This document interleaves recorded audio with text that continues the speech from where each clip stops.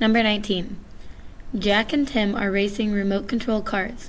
Jack's car travels 3 5/10 feet per second, while Tim's car travels 5 25/100 feet per second. Because Jack's car is slower, Tim gave Jack a 10-foot head start.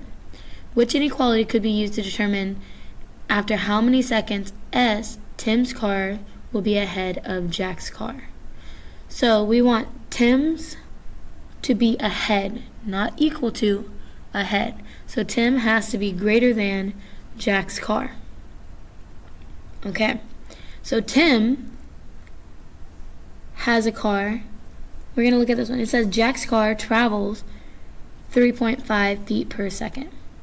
So Jack's is 3.5 per second, which will be S. Okay?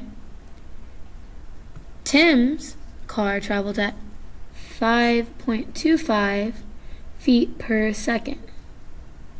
Okay? But Tim gave Jack a 10-foot head start. So this would be plus 10 feet. So which one of these inequalities represents that? This has 3.5 feet S is greater than or equal to 5 and 0.25 S plus 10. That's not right because the plus 10 goes to Jack. Here it has 3.5 S plus 10 is greater than 5.25 S. That's not right because we want Jack to be less than Tim and Tim to be greater. And this is Jack is greater than Tim. So that one is wrong. This one, C, matches our equation exactly. So we know that that is our correct answer.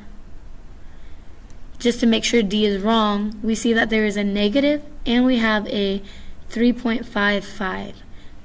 There's no negative. Jack isn't starting 10 feet behind Tim, and he is not going at 3.55 feet per second. So D is wrong.